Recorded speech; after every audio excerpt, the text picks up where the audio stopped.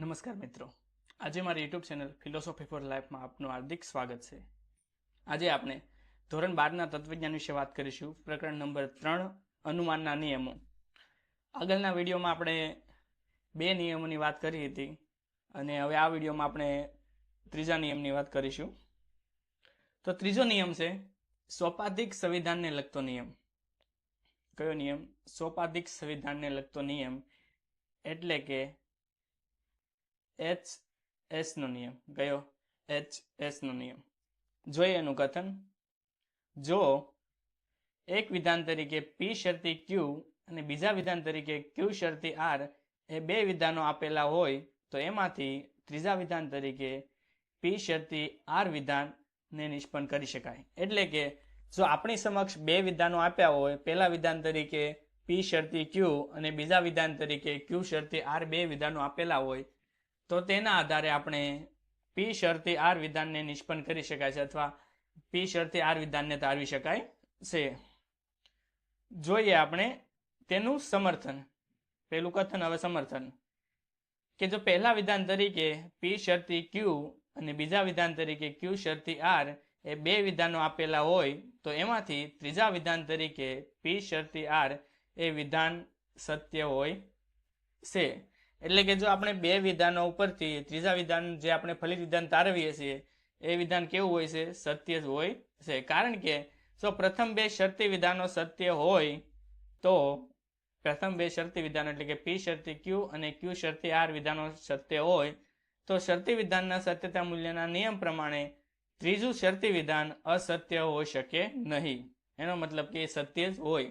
જો પહેલા 2 વિધાનો સત્ય હોય તો તેનો મતલબ એ કે ત્રીજું વિધાન પણ સત્ય જ હોય છે. ત્યારબાદ જોઈએ એનું રૂપ. કે P શરતી Q પહેલા વિધાન તરીકે P શરતી Q અને બીજા વિધાન તરીકે Q શરતી R વિધાન આપેલું હોય તો તેના આધારે ફલિત વિધાન આપણે Q શરતી R વિધાન તારવી શકીએ. આ એનું રૂપ છે. એનું સોપાધિક સંવિધાનને લગતા નિયમનું અથવા HS ના નિયમનું રૂપ. ત્યારબાદ જોઈએ કે દલીલની રૂપનું સત્યતા કોષ્ટક. જે આ રૂપ છે રૂપનું સત્યતા કોષ્ટક. તો આપણી પાસે કેટલા સાદા વિધાનો છે? 3. એટલે મુખ્ય સ્તંભ કેટલા? 3. અને 3 સ્તંભ હોય અને 3 સાદા વિધાનો હોય તો અવરોળોની સંખ્યા કેટલી થાય? 8. તો 8 પહેલા P માં 4T અને ત્યારબાદ 4F અને ત્યારબાદ Q માં 2T 2F 2T અને 2F અને ત્યારબાદ R માં TF TF TF TF ની રચના જોવા મળે છે. ત્યારબાદ આપણે કરવાનું છે પ્રથમ આધાર વિધાન. જે 4 નંબરનો સ્તંભ છે એમાં આપણે P શરતી Q સ્તંભની રચના કરવાની છે. તો P અને Q ને શરતીના સત્યતા કોષ્ટકનો જે મૂળભૂત નિયમ છે તે ધ્યાનમાં રાખવાનો. તો શરતીનો મૂળભૂત સત્યતા કોષ્ટકનો નિયમ એ છે કે જો TF હોય તો જ તે સંયુક્ત વિધાન F આવે, અન્યથા બધી જગ્યાએ શું આવશે? T આવશે. શું આવશે? T આવશે આપણને જોવા મળશે. એટલે આપણે જોવાનું છે આપણને ક્યાંય TF જોવા મળે છે? P અને Q ને જોઈએ. હા, અહીંયા એક જગ્યા છે કે TF જોવા મળે છે તો અહીંયા F આવશે. અહીંયા પણ જોવા મળે છે TF છે તો અહીંયા પણ F આવશે. બીજી ક્યાંય આપણને જોવા મળે છે TF? નથી. બીજી ક્યાંય TF આપણને જોવા મળતું નથી. એટલે બીજી બધી જગ્યાએ આખું બંધ કરીને T મૂકી દેવાના. TF હોય ત્યાં જ F આવશે, બીજી બધે T T T આવશે. બીજું આધાર વિધાન તરીકે કયું છે? Q શરતી R. કયું? Q શરતી R વિધાન. તો એમાં પણ શરતી કારકનો ઉપયોગ થયો છે. તો એમાં Q અને R નું જોવાનું છે. TF ક્યાં જોવા મળે છે? અહીંયા આપણને જોવા મળે છે 2 નંબરની હરોળમાં TF, તો આપણે આવશે F. ત્યારબાદ જોવા જઈએ 6 નંબરની હરોળમાં TF જોવા મળે છે તો ત્યાં પણ આપણે F મૂકી દઈશું અને બીજી બધી જગ્યાએ શું આવશે? T T T T મૂકવાના રહેશે. ત્યારબાદ છે ફલિત વિધાન. તો આપણું ફલિત વિધાન કયું છે? Q શરતી R. કયું? Q શરતી P શરતી R. તો P અને R બેને શેના કારકથી? શરતી કારકથી આપણે જોડવાના છે. તો જોઈએ આપણને કે જોવા મળે છે ટીએફ? હા, આમાં જોવા મળે છે હરોળ નંબર 2 માં ટીએફ, એટલે અહીંયા આવી જશે એફ. ત્યારબાદ જોવા જઈએ તો 4 નંબરની હરોળમાં આપણને ટીએફ જોવા મળે છે, તો ત્યાં પણ એફ આવી જશે. અને બીજી ક્યાંય જગ્યાએ આપણને ટીએફ જોવા મળતું નથી, એટલે બીજી બધી જગ્યાએ ટી ટી ટી મૂકી દેવાના છે. તો આ થયો દલીલના રૂપનું સત્યતા કોષ્ટક. સત્યતા કોષ્ટક તો થઈ ગયો, પણ સત્યતા કોષ્ટકમાંથી આપણે એનું પ્રામાણ્ય નક્કી કરવાનું છે. પ્રામાણ્ય નક્કી કરવા માટે શું જોવામાં આવે છે? આધાર વિધાન અને ફલિત વિધાન. તો જોઈએ કે બંને આધાર વિધાનો સત્ય હોય અને એનું ફલિત વિધાન અસત્ય હોય એવું ક્યાંય આપણને જોવા મળે છે? જોઈએ, અહીંયા બંને આધાર વિધાનો સત્ય છે, તો અહીં ફલિત વિધાન એ પણ સત્ય છે, એટલે કાંઈ લેવા દેવા નથી આપણે. બીજી જગ્યાએ બંને આધાર વિધાનો સત્ય હોય એવું ક્યાંય જોવા મળે છે? હા, 5 નંબરની હરોળમાં બંને આધાર વિધાનો સત્ય છે, એનું ફલિત વિધાન પણ કેવું છે? સત્ય સાબિત થાય છે. ત્યારબાદ 7 નંબરની હરોળમાં ત્યાં પણ બંને આધાર વિધાનો સત્ય છે, એનું ફલિત વિધાન કેવું છે? એ પણ સત્ય છે. અને ત્યારબાદ 8 નંબરની હરોળમાં પણ એના આધાર વિધાન કેવા છે? સત્ય આપણને જોવા મળે છે, પણ એનું ફલિત વિધાન પણ કેવું જોવા મળે છે? સત્ય જોવા મળે છે. એટલે આ દલીલ કેવી થશે? પ્રમાણભૂત સાબિત થશે. કેવી થશે? પ્રમાણભૂત. જોઈએ આગળ કે દલીલના રૂપનું પ્રામાણ્ય. પછીનો પોઈન્ટ આપણે શું રજૂ કરવાનો છે? દલીલના રૂપનું પ્રામાણ્ય. તો ઉપરના સત્યતા કોષ્ટકમાં આધાર વિધાનની બધી હરોળો જોતા એ સ્પષ્ટ થાય છે કે હરોળ નંબર 1, 5, 7 અને 8માં બંને આધાર વિધાનો કેવા છે? સત્ય. અને એ જ હરોળમાં ફલિત વિધાન પણ સત્ય છે. જ્યારે આધાર વિધાનો સત્ય હોય ત્યારે તેનું ફલિત વિધાન અસત્ય હોય એવું એક પણ સ્થાનાપતિ નિર્દેશન આ રૂપમાં પ્રાપ્ત થતું નથી, જે આપણે આગળ જોઈ લીધું છે કે આધાર વિધાનો સત્ય હોય અને એનું ફલિત વિધાન અસત્ય હોય એવું ક્યાંય આપણને જોવા મળતું નથી.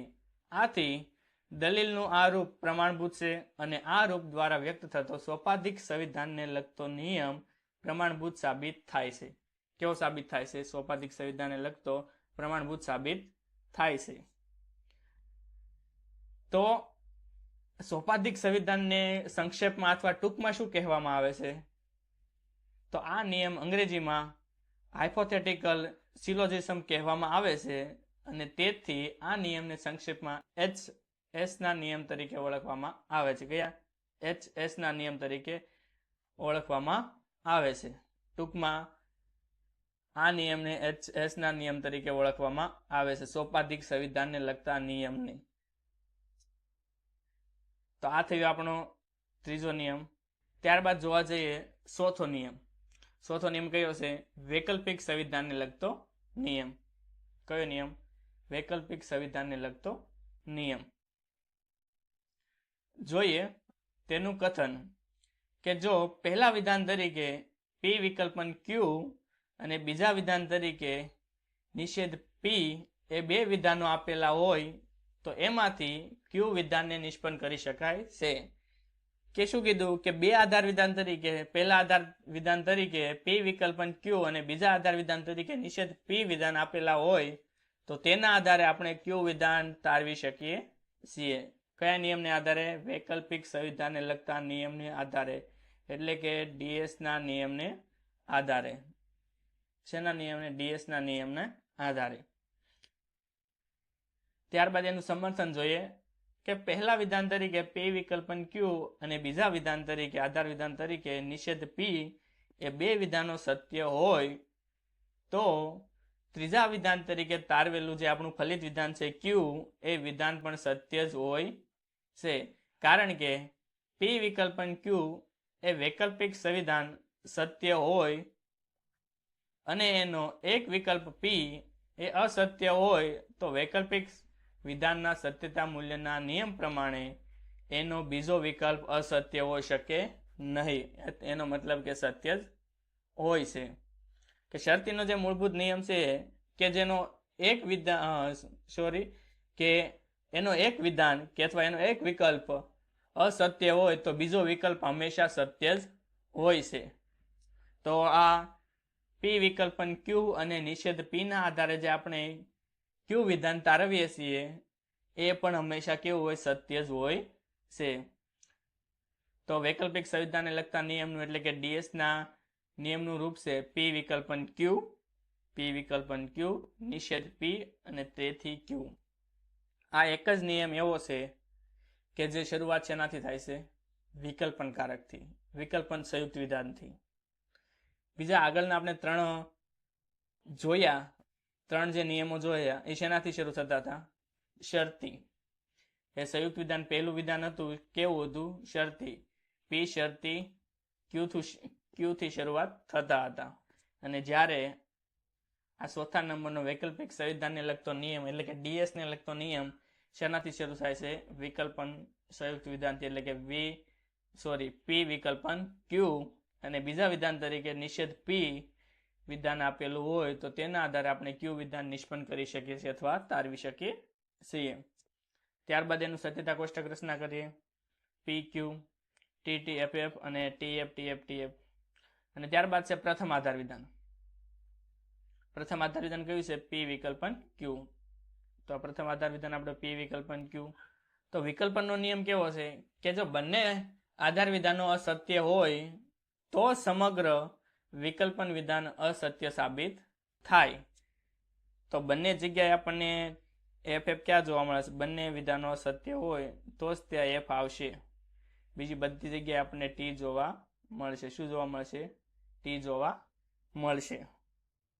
ત્યારબાદ બીજું આધાર વિધાન છે નિષેધ પી. તો નિષેધનો મૂળભૂત નિયમ શું છે કે જો મૂળ વિધાન સત્ય હોય તો એનું નિષેધક વિધાન કેવું થશે? અસત્ય થશે.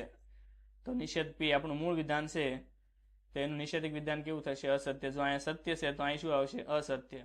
સત્ય તો અહીં આવશે અસત્ય. અને જ્યાં અસત્ય હોય ત્યાં શું આવશે? સત્ય. એટલે કે જો મૂળ વિધાન સત્ય હોય તો એનું નિષેધક વિધાન કેવું બને? અસત્ય બને. અને જો મૂળ વિધાન અસત્ય હોય તો એનું નિષેધક વિધાન સત્ય બને, સાબિત થાય. અને ત્યારબાદ છે આપણું ફલિત વિધાન શું છે? ક્યુ. તો અહીંયાથી એવું શું કરીને અહીંયા મૂકી દેવાનું, બીજું કાંઈ કરવાનું નથી ફલિત વિધાનમાં. અહીંયાથી એવું શું કરીને આપણે અહીંયા ગોઠવી દેવાનું છે, એમાં બીજી કોઈ માથાકૂટ કરવાની નથી. તો આ થયું આપણું વૈકલ્પિક સંવિધાનને લગતા નિયમનું સત્યતા કોષ્ટક.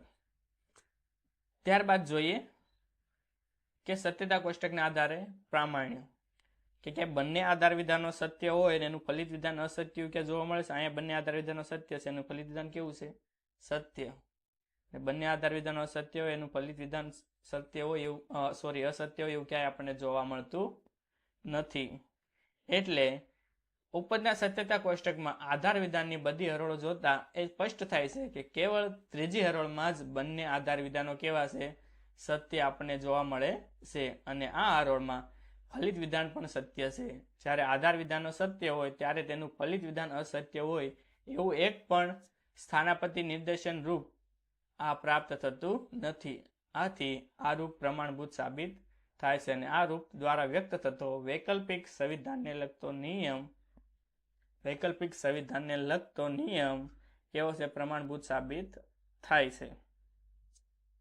આ બધું તમને બધામાં સેમ લખવાનું થશે. ખાલી કેટલી વસ્તુ પડશે? અહીંયા જે હરોળો છે 1, 2, 3 જેમાં હોય એ, અને ત્યારબાદ અહીંયાથી કેટલું ફેરફાર પડશે કે અહીંયા જે વિકલ્પનું નામ હોય જે નિયમનું નામ હોય નિયમનું નામ ફેરવશે. બીજું બધું પેરેગ્રાફ તમારે સેમ ટુ સેમ કોપી કરવાનો છે.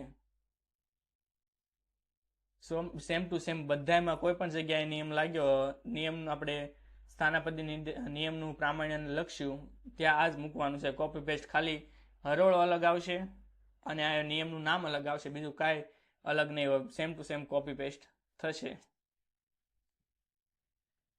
આ નિયમને ડિડક્ટિવ સિલોજિઝમ કહે છે અને તેથી આ નિયમને સંક્ષિપ્તમાં ડીએસના નિયમ તરીકે ઓળખવામાં આવે છે. કયા નિયમ તરીકે? ડીએસના. એમ કહેવામાં આવે કે વૈકલ્પિક સંવિધાનને લગતા નિયમને કયા નિયમ તરીકે ઓળખવામાં આવે છે? ટૂંકમાં શું કહેવામાં આવે છે? તો ડીએસ તરીકે ઓળખવામાં આવે છે. ડીએસના નિયમને ગુજરાતીમાં શું કહેવામાં આવે છે? તો ત્યાં તમારે લખવાનું કે ડીએસના નિયમને વૈકલ્પિક સંવિધાનને લગતા નિયમ તરીકે ઓળખવામાં આવે છે.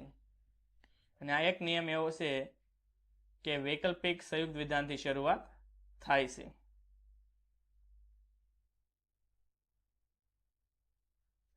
ત્યારબાદ જોવા જઈએ કે વિધિવાચક દ્વિધાનુમાનને લગતો નિયમ. કયો નિયમ? વિધિવાચક દ્વિધાનુમાનને લગતો નિયમ. અને આ નિયમ એવો છે કે એમાં આધાર વિધાનોની સંખ્યા કેટલી છે? 3. આ એક જ નિયમ એવો છે કે જેમાં આધાર વિધાનની સંખ્યા 3 આપેલી છે.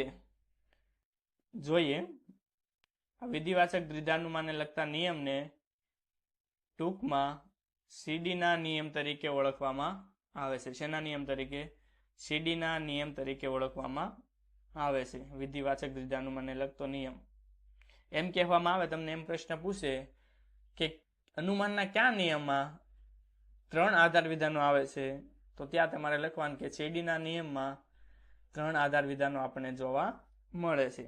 જોઈએ એનું કથન કે જો પહેલા વિધાન તરીકે P શરતી Q, બીજા વિધાન તરીકે R શરતી S અને ત્રીજા વિધાન તરીકે P વિકલ્પન R એ 3 વિધાનો આપેલા હોય તો તેમાંથી Q વિકલ્પન S એ વિધાનને નિષ્પન્ન કરી શકાય છે. કે આપણી સમક્ષ જો P શરતી Q, R શરતી S અને P વિકલ્પન R 3 વિધાનો આપેલા હોય તો તેના આધારે આપણે ચોથું વિધાન નિષ્પન્ન કરી શકાય છે અથવા તારવી શકાય છે, જે છે Q વિકલ્પન S. કયું? Q વિકલ્પન S. જોઈએ એનું સમર્થન કે જો પહેલા વિધાન તરીકે P શરતી Q, બીજા વિધાન તરીકે R શરતી S અને ત્રીજા વિધાન તરીકે P વિકલ્પન R એ 3 વિધાનો સત્ય હોય તો તેના આધારે તારવેલું ચોથું વિધાન Q વિકલ્પન S એ વિધાન પણ સત્ય જ હોય છે. કારણ કે જો પહેલા 2 શરતી વિધાનો અને આ 2 શરતી વિધાનોના પૂર્વાંગો જેમાં બંને વિકલ્પો છે, શું છે? આ જે પહેલા 2 વિધાનો છે એ પહેલા 2 વિધાનના પૂર્વાંગોને ત્રીજા વિધાનમાં મૂકવામાં આવે છે. વિકલ્પો તેવું વૈકલ્પિક વિધાન સત્ય હોય તો શરતી વિધાન અને વૈકલ્પિક વિધાનના સત્યતા મૂલ્યના નિયમ પ્રમાણે તેમજ પહેલા 2 શરતી વિધાનના ઉત્તરાંગો જેવા વિકલ્પો છે એવું Q વિકલ્પન S એ વૈકલ્પિક વિધાન પણ અસત્ય હોઈ શકે ને એનો મતલબ કે સત્ય જ હોય છે. કે જો પહેલું વિધાન P શરતી Q અને બીજું વિધાન R શરતી S અને ત્રીજા વિધાન તરીકે P વિકલ્પન R એ 3 વિધાનો સત્ય હોય તો તેના આધારે નિષ્પન્ન કરેલું Q વિકલ્પન S એ વિધાન પણ સત્ય જ હોય છે. જોઈએ એનું રૂપ. પહેલા વિધાન તરીકે P શરતી Q, બીજા વિધાન તરીકે R શરતી S અને ત્રીજા વિધાન તરીકે P વિકલ્પન R. જે P વિકલ્પન R છે, આ P અને R ને બંનેને શેનાથી જોડી દીધા? વિકલ્પન કારકથી જોડી દીધા. અને જે ફલિત વિધાન છે, ફલિત વિધાનને Q વિકલ્પન S ને વિકલ્પન કારકથી જોડીને એનું ફલિત વિધાન તારવવામાં આવ્યું છે. જ્યારે આપણે રૂપલક્ષ્ય આવશે ત્યારે આપણે એને હજી વાત કરશું ઊંડાણપૂર્વક. પણ આ જો આપણી સમક્ષ 3 આધાર વિધાનો આપ્યા હોય તો તેના આધારે આપણે Q વિકલ્પન S એ ફલિત વિધાન આપણે તારવી શકીએ છીએ. શેના આધારે? વિધિવાચક દ્વિધાનુમાનના લગતા નિયમને આધારે, એટલે કે સીડીના નિયમને આધારે. જોઈએ એનું સત્યતા કોષ્ટક. તો આપણે જોયું કે આ રૂપમાં કેટલા સાદા વિધાનો આવે છે? 4. કેટલા સાદા વિધાનો? P, Q, R અને S. અને જો 4 વિધાનો સાદા વિધાનો આવતા હોય તો તેમાં સત્યતા કોષ્ટકમાં હરોળની સંખ્યા કેટલી થશે? 16. કેટલી થશે? 16. કેમ?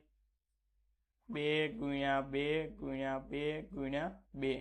2 2 4, 4 2 8 અને 8 2 કેટલા થશે? 16. તો હરોળની સંખ્યા કેટલી આવશે? 16. ત્યારબાદ જોવા જઈએ તો જ્યારે 16 હરોળ આપેલી હોય તો એમાંથી 8 હરોળમાં શું આવશે? T. અને ત્યારબાદ નીચેના 8 9 થી 16 માં શું આવશે?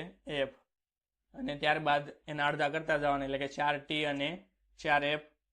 અને ત્યારબાદ R માં 2T અને 2F, 2T અને 2F, TF. અને ત્યારબાદ S માં TF, TF, TF, TF મૂકી દેવાના. જે પહેલો સ્તંભ છે એ પહેલા સ્તંભના અડધા બીજા સ્તંભમાં, બીજા સ્તંભના અડધા ત્રીજા સ્તંભમાં અને ત્રીજા સ્તંભના અડધા ચોથા સ્તંભમાં આવતા હોય છે. એટલે કે જેટલા હોય એના અડધા માઇનસ કરી દેવાના. જોઈએ કે પ્રથમ આધાર વિધાન તરીકે P શરતી Q. તો શરતીનો નિયમ છે TF તો જ F. તો આપણે જોઈ લઈએ કે TF આપણને જોવા મળે છે. અહીંયા TF જોવા મળે છે તો અહીંયા આપણે મૂકી દઈશું F. બીજી ક્યાંય અહીંયા TF જોવા મળે છે તો અહીંયા પણ આવશે F. અહીંયા પણ TF છે તો અહીંયા પણ F. ત્યારબાદ અહીંયા પણ TF છે તો અહીંયા આવી જશે F. શું આવી જશે? ત્યારબાદ આપણને TF ક્યાંય જોવા મળતું નથી એટલે બીજી બધી જગ્યાએ શું મૂકી દેવાનું? T આવશે. ત્યારબાદ બીજા આધાર વિધાન તરીકે R શરતી S. કયું? R શરતી S. તો આમાં પણ આપણે S નિયમ લાગશે તો અહીંયા TF જોવા મળશે તો અહીંયા આવી જશે F. ત્યારબાદ અહીંયા પણ આપણે TF જોવા મળશે તો અહીંયા પણ આવશે F. ત્યારબાદ અહીંયા પણ 10 નંબરની હરોળમાં TF જોવા મળશે એટલે ત્યાં પણ F. અને 14 નંબરની હરોળમાં TF આપણને જોવા મળશે તો ત્યાં પણ શું આવશે? F જોવા મળશે. ત્યારબાદ આપણું છે ત્રીજા નંબરનું જે આધાર વિધાન છે એ છે P વિકલ્પન R. કયું? P વિકલ્પન R. તો અહીંયા આપણે P અને R ને શેના કારકથી? વિકલ્પન કારકથી જોડવાના છે એટલે અહીંયા P અને R ને વિકલ્પન કારકથી. એટલે વિકલ્પનનો મૂળભૂત નિયમ એ છે F તો જ F. એટલે કે બંને વિધાનો અસત્ય હોય તો જ સમગ્ર વિકલ્પન વિધાન કેવું બને? અસત્ય સાબિત થાય. તો આપણે જોઈએ કે બંને જગ્યાએ F આપણને જોવા મળે છે. પહેલા તો અહીંયા જોઈ લઈએ કે આપણને F. અહીંયા તો T છે એટલે જોવાની જરૂર નથી. હવે F જોવાની જરૂર છે. તો 11 નંબરના સ્તંભમાં 11 નંબરના હરોળમાં આપણને F જોવા મળે છે તો અહીંયા આવી જશે F. ત્યારબાદ 12 નંબરની હરોળમાં F જોવા મળે છે F તો ત્યાં પણ F. અને 15 નંબરમાં અને 16 નંબરમાં પણ આપણને F જોવા મળે છે તો ત્યાં પણ આપણને F આવી જશે. અને બીજી બધી જગ્યાએ T મૂકી દેવાના. એટલે જે મૂળભૂત નિયમ છે એ મૂળભૂત નિયમ આપણે પહેલા ધ્યાનમાં રાખીને એ આપણે ગોતી લેવાનું. પછી બીજી બધે જે આવતું હોય ત્યાં મૂકી દેવાનું. અને સમુચયનો જો નિયમ હોય તો T તો જ T એટલે કે બંને વિધાનો સત્ય હોય તો જ સમગ્ર સંયુક્ત વિધાન સત્ય બને. તો ત્યાં આપણે TT શોધવાના. અને જ્યાં F હોય FF હોય ત્યાં F અને TF હોય ત્યાં TF. એટલે અને જો ઘણીવાર દ્વિશરતી કારક હોય તો ત્યાં આપણે TT ગોતવાના અને FF પણ ગોતવાના આવે છે. તો આ થયું આપણું ત્રીજું આધાર વિધાન. અને ત્યારબાદ છે ફલિત વિધાન.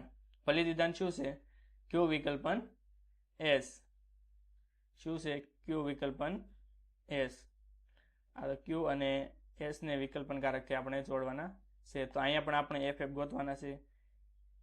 અહીંયા ક્યાંય આપણને F જોવા મળતા 6 નંબરમાં આપણને FF જોવા મળે છે તો ત્યાં આપણે F મૂકી દઈશું. અને ત્યારબાદ આપણને 8 નંબરમાં ત્યાં પણ આપણને FF જોવા મળશે તો ત્યાં પણ આપણે F મૂકી દઈશું. અને ત્યારબાદ છે 12 નંબરમાં ત્યાં પણ આપણને 12 નંબરમાં આપણને FF નથી જોવા મળતા. ત્યારબાદ 14 નંબરમાં આપણને FF જોવા મળે છે Q વિકલ્પન S. FF જોવા મળે છે તો ત્યાં આવશે F. અહીંયા પ્રિન્ટિંગ મિસ્ટેક થઈ ગઈ છે. અને ત્યારબાદ છે 16 નંબરમાં ત્યાં પણ આવશે શું આવશે? F. એટલે કે FF છે એટલા માટે F આવશે. જોઈએ હવે કે બંને આધાર વિધાનો ત્રણેય આધાર વિધાનો સત્ય હોય અને એનું ફલિત વિધાન અસત્ય હોય એવું કે આપણને જોવા મળે છે. તો જોઈએ પહેલી હરોળમાં ત્રણેય આધાર વિધાનો સત્ય છે તો એનું ફલિત વિધાન પણ સત્ય છે એટલે કઈ લેવા દેવા નથી. ત્રીજા નંબરની હરોળમાં ત્રણેય આધાર વિધાનો સત્ય છે એનું ફલિત વિધાન પણ સત્ય છે એટલે કાંઈ વાંધો નથી. ત્યારબાદ 4 નંબરની હરોળમાં ત્રણેય આધાર વિધાનો સત્ય છે અને એનું ફલિત વિધાન પણ કેવું છે? સત્ય છે એટલે કાંઈ વાંધો નથી, આપણે લેવા દેવા નથી.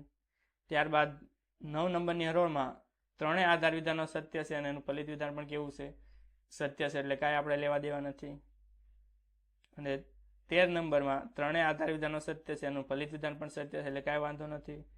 અને ત્યારબાદ આપણને ત્રણેય આધાર વિધાનો સત્ય હોય અને ફલિત વિધાન અસત્ય હોય એવું આપણને ક્યાંય જોવા મળતું નથી. એટલે આ દલીલ કેવી થશે? પ્રમાણભૂત સાબિત થશે. તો દલીલનું પ્રામાણ્ય જોઈએ કે ઉપરના સત્યતા કોષ્ટકમાં આધાર વિધાનની બધી હરોળો જોતા એ સ્પષ્ટ થાય છે કે હરોળ નંબર 1, 3, 4, 9 અને 13માં ત્રણેય આધાર વિધાનો સત્ય છે અને એ જ હરોળમાં ફલિત વિધાન પણ સત્ય છે. આમ ત્રણેય આધાર વિધાનો સત્ય હોય અને ફલિત વિધાન અસત્ય હોય એવું કોઈ પણ સ્થાનાપતિ નિર્દેશન દલીલના રૂપમાં પ્રાપ્ત થતું નથી. આથી દલીલનું આ રૂપ પ્રમાણભૂત સાબિત થાય છે અને આ રૂપ દ્વારા વ્યક્ત થતો વિધિવાચક દ્વિધાનુમાનને લગતો નિયમ પ્રમાણભૂત સાબિત થાય છે. કેવું સાબિત થાય છે? પ્રમાણભૂત. અને આ નિયમને અંગ્રેજીમાં કન્સ્ટ્રક્ટિવ ડિલેમા કહે છે અને તેથી આ નિયમને સંક્ષિપ્તમાં સીડીના નિયમ તરીકે ઓળખવામાં આવે છે. કયા નિયમ તરીકે? સીડીના નિયમ તરીકે. વિધિવાચક દ્વિધાનુમાનને લગતા નિયમને સીડીના નિયમ તરીકે ઓળખવામાં આવે છે. તો આ વિડીયોમાં આપણે આટલે સુધી રાખશું. આગળના વિડીયો છે એમાં આપણે જે બાકીના નિયમો છે, સિમ્પ, કંજ અને એડ, આ 3 નિયમો બાકી છે અને આપણે આવતા વિડીયોમાં વાત કરીશું. જો વિડીયો તમને ગમ્યો હોય તો લાઈક કરી, કોમેન્ટ કરી અને પોતાના મિત્રો સાથે શેર કરવાનું ભૂલશો નહીં. નમસ્કાર.